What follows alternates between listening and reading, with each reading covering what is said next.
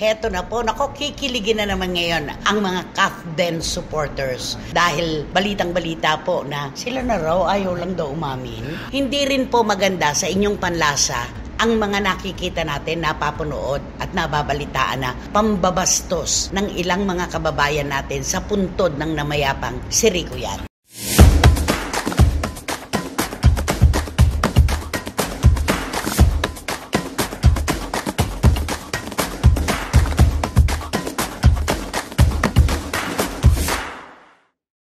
Kumusta na po kayo uli mga pinakamamahal naming kachika? Heto na naman po kaming tatlo na magtatangka, na magtanggal ng inyong lungkot, pag-aalala, at lahat-lahat na, lalo na po ang stress. Diyan lamang po kayo, kami nang bahala sa inyo. Di ba naman, Romel? Tama, ito lang po ang amin ay maging masaya kayong lahat habang nanonood po sa aming tatlo. At ano naman ang masasabi mo, Barikutot Wendell Alvarez? Siyempre, ang lahat na sasabihin namin sa inyo ay para matutuwa kayo at liligaya kayo. Lalo na mga OFW.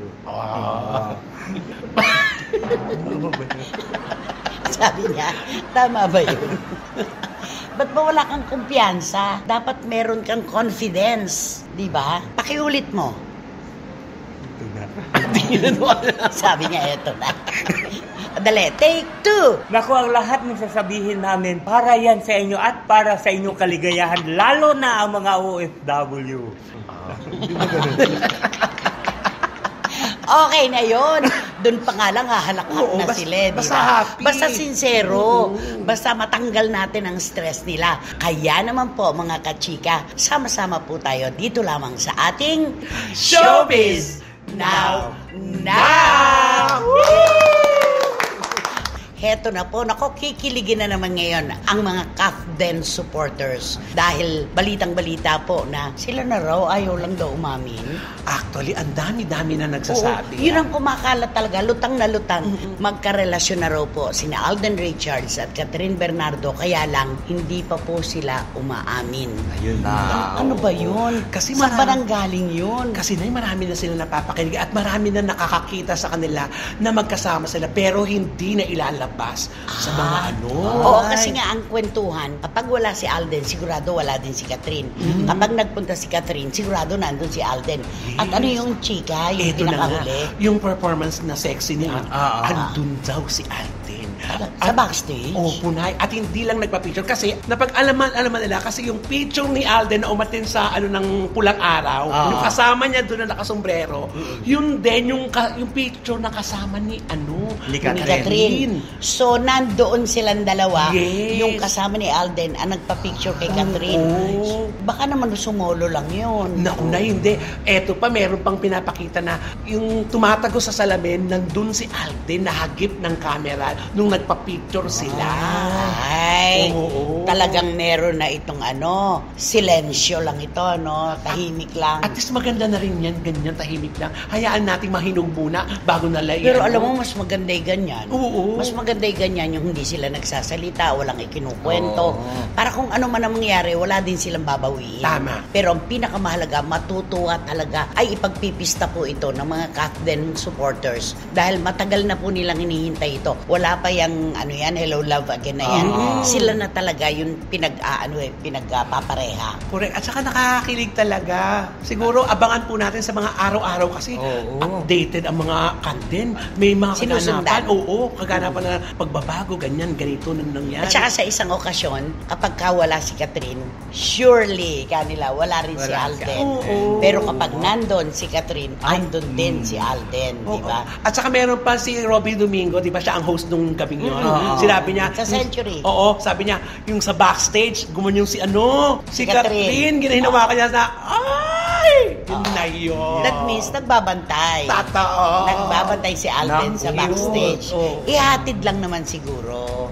Baka inaabangan lang na di ba? Inaabangan, ihahatid. Gano'n naman talaga ang mga nagmamahalan, di ba? Saan ba nagsisimula yan mga yan? Naman. At di saka ba? full support din siguro si Alden sa lahat ng proyekto ni Catherine. Yun ang Mismo. maganda. At ganun din naman si Catherine kay Alden. Correct. Diba? Pero alam mo, si Alden halos walang pahinga talaga, no? Grabe. Kahanga-hanga ang professionalism nitong batang ito. Oo, kahit anong busy niya, nagagawa niya talaga ng time para kay Nagsushoot ng TVC abroad. Pagbalik dito, nag-shoot muna siya sa Hong Kong uli nung to Love, ng Hello Love Hello, Again. ah. Nag-shoot ulit siya sa Hong Kong muna ng Hello Love Again. Tapos pagbalik dito, Pulang Araw. Tapos nag-shoot na naman ng commercial. Ay, naku. Tapos mag-Hello Love Again ulit sa Canada. Malapit After na. ng show. Ay, oo. Di ba? Alam mo, sana yung ganyan na ugali at professionalismo ni Alden Richards makuha ng marami. Yes. At saka marami na talaga nag-aabang na gusto-gusto nila na sila na talagang dalawa. O, lalo na yung mga parang kinikilig na kasi sila sa lahat ng mga galaw, lalo na mga napapanood nila. Alam mo, lalo silang maniniwala sa'yo dyan kung tumitingin ka sa camera mo. Di ba? Ginaganunan ni Ali tsaka ni Direk Jeto, dito ka, ito, camera mo. Bakit ba itong akin ang pinakikialaman mo? Oh, iba ha? Iba na. Iba na daw. Hindi, alam mo marami talaga ang naaaliw at saka na sila na. Sabi nga nila dapat aminin na daw nila dalawa na kung sila na talaga. Ang hirap naman kasi pagka ganito kaaga pa lamang magsasalita na sila ng tapos. Hahanapan naman lalo yan para maghiwalay. Ay, ayun na. At saka napapansin natin, lahat ng mga dikit sa kanila, tinatanong kung sila na ba, unahan kung sino maka-scoop, kung sino makakapagsabi na meron. Totoo yan. Pero ako napakalakas ng kutob ko, doon mauuwi ang lahat. Ay, naku, ako. Hindi pwedeng Kopya ako hindi. dyan. Hindi pwedeng hindi. Ikaw, ano Ay, hula ako, mo? palagay ko, siguro doon mabubuo yan sa pag-shooting nila ng kanilang pelikula. Sa Canada. Oo, sa Canada. Oo. Doon mabubuo yan. Siguro. Anong mabubuo? Hindi, ibig sabihin mabubuo ang kanilang pag-iibigan na dalawa. Ayun. Mahirap na. Baka mamaya i-quote ka eh. yung mabubuo. Wendell Alvarez, makakabuo. Sina Alden at Al- Catherine sa Canada. Naku, dahil. Makakabuo ng kanilang pag-iibigan. Relasyon. Ng relasyon. Siguro wala pa ngayon, pero siyempre, pagka nandun kasi, lalo na sa shooting, di ba, araw-araw magkasama kayo, siyempre magkaroon ng yun. At saka di ba Develop pinag-usapan yun, namin na siguro may kissing scene na to. Ay, oo. Meron yan. Ay! Meron yan. Nasa script na yan. Ayan. Ay, Na. yun ang Kung yun doon ang sa maganda. Hong Kong wala, Oo. I'm sure sa Canada Kasi meron. saka naman nakakita namimiss nila ang isa't isa, di sila magkikiss. Oo. Alam nga naman sa unang pagkikita, ano yun, nagsalubungan lang at nagyakap? Hindi. Ay, naku naman, Siyempre, nakakakilig. diba? Kaya maraming naniniwala sila na talaga. Kaya mas hindi lang maganda nagsasalita. yan. Maging sila muna tapos saka gagawin ng kissing scene. Naku, ang ganda Ay. yan.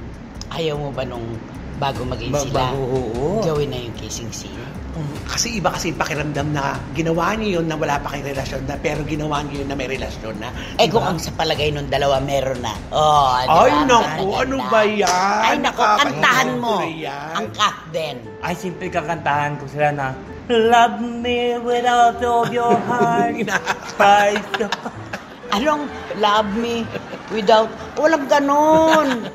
Love me with all of your heart yan. love me with all of your heart or not at all. Just promise me like This. that you give me all your kisses every winter, every summer, every fall when we are far apart. Tama na, or when tama na. you're near Tama na. me. Baka maudlot pa. Ay, oo Baka nga. maudlot pa. Mahirap na Ang andyan na eh. pag-iibigan ng dalawa. Kung baga Malapit nandyan na, wag na natin palayuin. Kung baga sa sanggol, nandyan ay ulo. Oo. Ay, oo. Diba? Bumalik pa. Baka mamaya dahil sa kanta mo mawala. Eto po, seryosohan po tayo.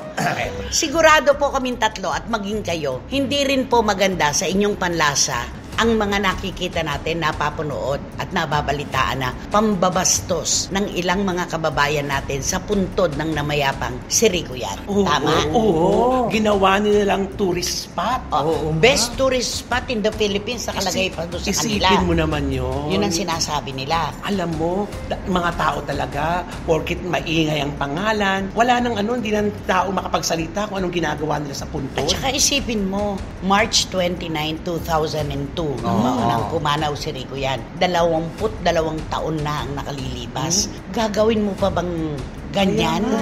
Oo. Sana naman, respeto na lang po. Siguro wala na silang magawa. Siguro sinasakyan nila siguro Mga yung TikTokers to Oo, eh. kaya nga eh. Oo. Ay siguro para makaroon na sila ng views, di ba? Talagang pupunta sila doon sa Content puntod nila yun eh. Content Oo. nila yun. Abay, akalain mo ilagay nila doon na ito daw ay best tourist spot in the Philippines.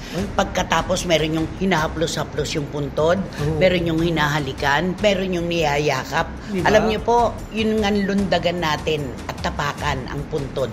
Ipinagbabawal po yan dahil hindi kayang ipaglaban ng pumanaw ang kanyang karapatan. Yun pa kayang gawing content sa isang Sana wala vlog? na lang pong gano'n. Kung gusto nyo pong bigyan ng respeto, mag-alay ng bulaklak, tapos dasal, okay na po. Hindi yung parang inaakap-akap. Ang dami-daming Nagaganon. artistang kontra talaga sa mga ginagawang ito. Buti nga si Claudine hindi pa nagsasalita, Or baka habang nag-uusap tayo ngayon, nakapaglabas na rin ng kanyang pahayag si Claudine Barreto. Pag si Claudine nga po ang dumadalaw, nagagalit pa nga yung iba. Hanggang ngayon daw, ginagamit pa rin niya si Rico yan sa kanyang karera.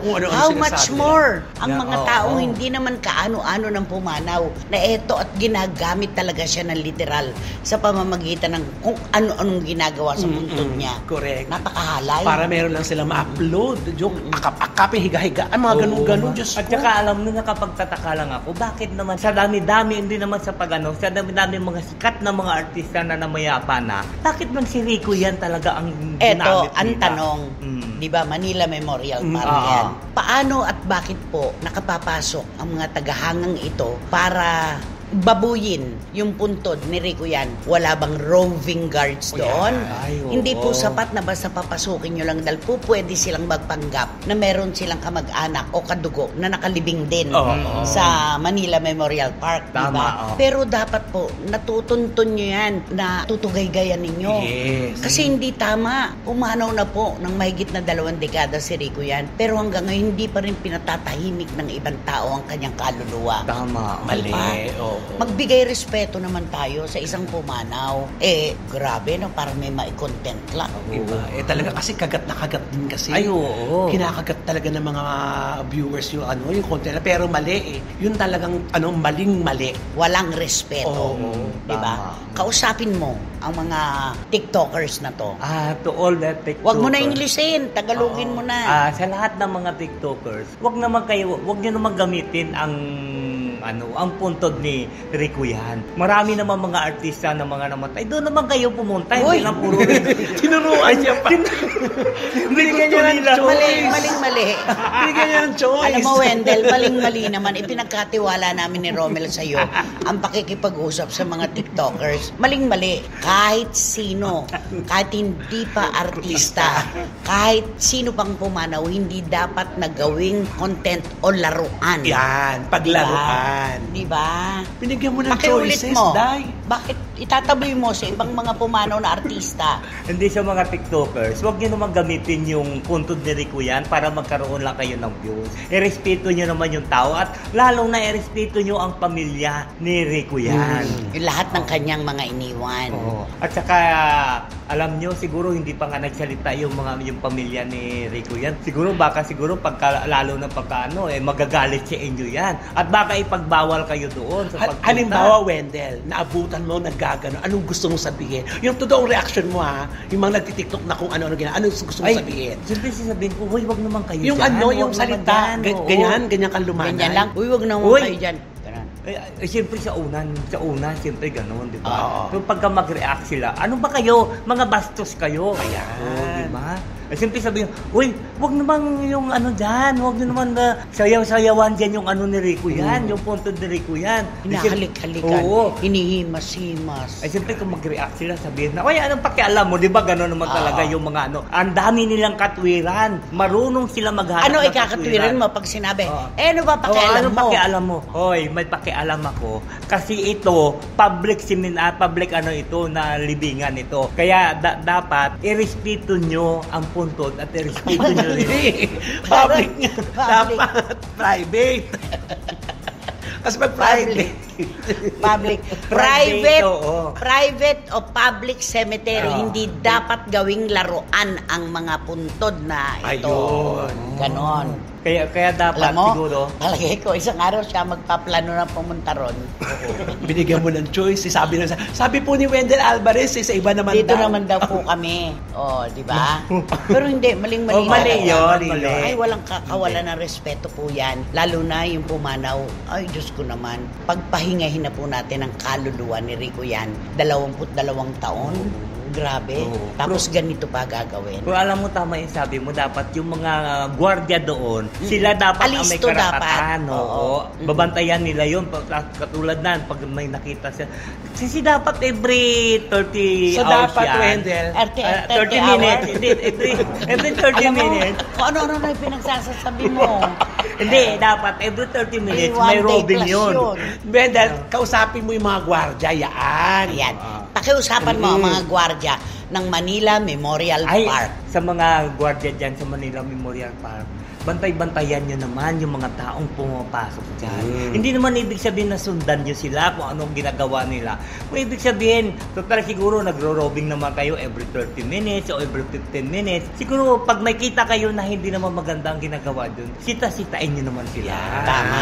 Yun ang Maghigpit maganda. po kayo kasi maraming magpapanggap na may nakalibing kaming kamag-anak dito pero ang totoo, gagamitin lang yung oportunidad para makarating do sa puntod ni Rico yan at nang mayroon silang content. Oo, Diba? dapat ganon. Kasi Mali. Alam mo, meron nga ako napuntahan na isang memorial park din, di ba? Talagang pupunta ka doon, pag tumayo ka lang doon sa isang punto, parang may mga gwardiya ka agad na lalapit sa'yo. Sa inyo po ba yan? Kamag-anak niyo pa ba yan? Yan, Totoo? ganun. Oo, ganun ka agad. Saan ito? Oo. Saan? Hindi, pumunta ako. Pumunta ako mismo, Saan ha? yan? Saan ito? Ibulong mo sa akin. Ay. Oh. Pumunta ako. Di siyempre, nauna ako kasi doon. Sino dinalaw mo? Ah, okay. Dinalaw ko. Kaibigan namin. Dinalaw ko doon. Siyempre, tumayo ako doon. Siyempre, wala pa sila inaantay ko yung may-ari ng Anong may-ari? Kamag-anak. Hindi yung namatayan. Yung may-ari ng namatayan, di ba? Alam mo yung ako. May-ari ng namatayan. Yung mga kadugo ng pumanaw. Oo, yung mga kadugo, mga kabag-anak nila. Inaantay ko. Nauna ako kasi doon. Tapos pagdating ko doon, may dumaan na isa nakarobing ng gwardiya. Siyempre, tinanong ako. Sabi niya, Sir, kabag-anak nyo? Sabi ko, hindi po, kaibigan ko lang, darating na po sila kasi. Ayun. Inaantay ko lang sila dito. Dapat ganun talaga, iniingatan. Yun, maganda. Kailangan talaga na meron pong supervision ng Memorial Park ang lahat ng mga nakalibing doon. Katulad po nito, gugustuhin nyo pa ba na maulit-ulit ang ganitong pangyayari na isang pumanaw gagamitin sa social media para lang pagkakitaan? Ayo. Kasi Diba? kung di sila magiging, mamaya, mamukat-mukat natin, wala na pala dun yung pinupuntahan nila. Malay mo, 'di ba? Mayroon mga iba kasi. Oo. Hindi kasi 'di ba? Ito sa totoo lang, 'di ba? Mayroon kasi iba, lalo na sa mga Chinese cemetery, 'di ba? Mayroong mga nakalibing doon, 'di ba? Mayroon pamahiin kasi nila 'yan eh. May nakalagay na kung ano-ano, malay mo, 'di ba? Kunwari lang siya doon, tapos binubungkal na pala, ninanakaw na pala yung mga nangaano doon, 'di ba? Kaya kaya dapat talaga mga security guard talaga alerto sila. Alert May sila. proteksyon. Dapat ay merong proteksyon. Ay nako, basta yung salita pong respeto, pag yan naman po ay naisip natin at isinapuso natin, buhay man ang tao o pumanaw na, ang respeto ibibigay po natin ng kusayan. Yun. Di ba? Correct. Ay nako, sino ba kasi yan? Sino ba yan? Sino nga ba yan? Sino ba yan? Nako, ito na ang pag-uusapan namin. Ay, iba pa ba? isa siyang male personality. Male Oo, male personality. Siguro nagtataka kayo sa kanya. Diba? Bakit? Bakit naman? Marami na kayo naririnig tungkol sa kanya. Diba? Nung una, diba? Kung ano-ano mga, siguro, ano siya, diba? Iba ang may dugo siyang ganito. Pero wala sa Kanyang kasarian. Oo, mga kanyang kasarian. Pero wala sa may binabanggit nung una. Diba? Hinahayaan niya lang yung mga tao na maging question mark lang kung ano klase sa pagkatao. Pero ito na. Ito siya noon. Gumawa siya ng isang Na? na isang At napag doon, babasahin, Oo, isang babasahin.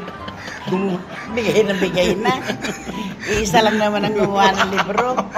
gumawa siya ng isang babasahin. Tapos sa isang babasahin, doon niya inano yung kanyang sarili. Inilantad. Inilantad niya ang kanyang sarili. Pero hindi naman totally na ibig sabihin na Nag-iisip ka pa rin. naglaladlad siya. Pero siyempre, pag ano mo na yun, sabi mo, ay, totoo kaya itong mga sinasabi niya? Kasi ito na nga lately. Diba, may sinabi na naman siya. Nasabi niya daw. Siguro, naisip-isip niya rin siguro na pag dumating na yung sa edad na ganon, di ba? Naghahanap naman siya na ano. Kaya gusto niya daw mag-aasawa. Hindi kasi totoong nangyayari yan, di ba? Kapag sabihin na natin, kapag nag-iisa sa buhay at walang kasama, may namamatay ng hindi na lang natin nalalaman. 3, 4 na araw na palang wala, hindi pa natin alam. Kasi walang kasama sa buhay. Kaya siguro naisip-isip na yun, paano na lang siya kung hahantong sa o darating sa edad na ganyan. At nag-iisa lang siya. Kaya nakapag-isip-isip siya na mag-aasawa naman. Mag-aasawa pa rin siya. Pero, kung ano ang ibigay sa kanya. Kung ano yung ibibigay sa kanya, tatanggapin niya na lang. Kung ano man yun. Sino ba magbibigay sa kanya? Di siyempre mamimili siya kung sino nga aasawahin niya. Ay, diba? Parang may parang pinagsasabi mo. Magiging asawa niya. Kaya nga, di ba, yung sinasabi na darating din ang kanyang panahon kung talagang sila dalawa ng, kung babae man yun na aasawahin niya, kung sila talaga. Inulit pa. Inulit pa. Kung sila talaga. Ayun. Oo, pero kung iba So, ibig sabihin, bagaman nagbukas siya ng ilang pahina ng librong sinulat niya na questionable ang kanyang kasarian, handa pa rin siyang mag-asawa ng babae. Ay, Inikot-ikot mo pa eh. Inikot-ikot mo pa. Kasi pinaikot-ikot rin tayo. Hindi napakadiretso niya. Alam mo. Gustong-gusto ko kaya siya. Gustong-gusto ko yung ugali niya.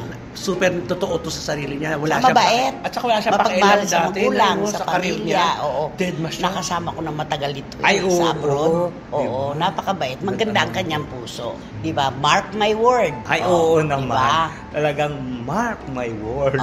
Iba pang clue. Nanggaya ka lang.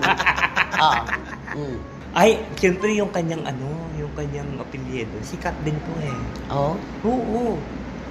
Ay kasi 'di ba, yung kanyang apelyido, palagay natin na sa politika din yung apelyido niya. Parang hindi. Parang apelyido. Ang apelyido niya. Yung totoong apelyido nung sinasabi mo, yaan, pero hindi yan ang gamit nila, di ba, sa ano? Hindi yan ang gamit nila sa... Rebilla. Hindi. Di ba? Sino yan? Oo nga. Wag mo na sabihin pamilya. Di ba? Ikaw huling-huli ka na eh. Di ba? Sabihin mo, magaling kumanta. Ay, oo. Galing-galing niyang kumanta. Basta, kahit ganun pa ang sinabi niya tungkol sa kanyang pagkatao, napakarami pa rin may gusto at nagmamahal sa kanya. At marami pa rin humahanga sa kanya. Mismo. Ayan yun. Dagdag na isa pa. Kanta ka ng kanta niya. Meron ka ba alam na kinanta niya? Ano nga? Ay, Ano ba yung kanta niya? Yung isa kasi alam mo oo. Yung isa nga. Kaapelyido niya. Oo. Pero ito kasi magaling talaga kumanta at saka maganda ang katawan. At saka mabait. Yun. Yun ang mabait. Yun ang important. Alam mo, di ba, naging siya eh. Nagkaroon ng pelikula ito, di ba? Ano? Totoo ba? Uy, marami siyang pelikulang ginawa. Nagkaroon siya ng isang pelikula na umahaba yung kanyang kamay. Kaya nga, di ba? Oo. At saka bumabaluktot, kaya niyang baluktutin yung kamay niya, pahabain niya. Sa Viva yan, di Oo, ba? sa Viva. Elastic man.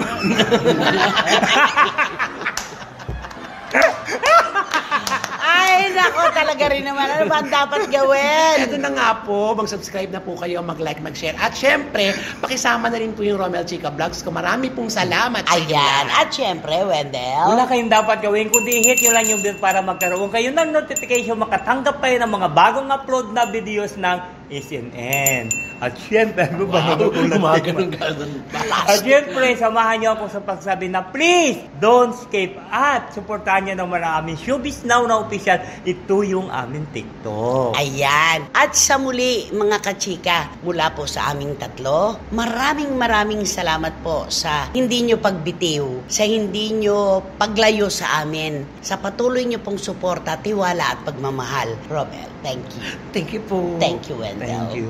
Naku, may pa-thank you kapag ganun. Hanggang sa susunod na episode po, i-claim po natin ito. Inyo ito at amin. At ito ang Showbiz Now! Maraming salamat po. Thank you. Pahabain mo yung kamay mo gano'n. Aabutin mo yun. Plastic man.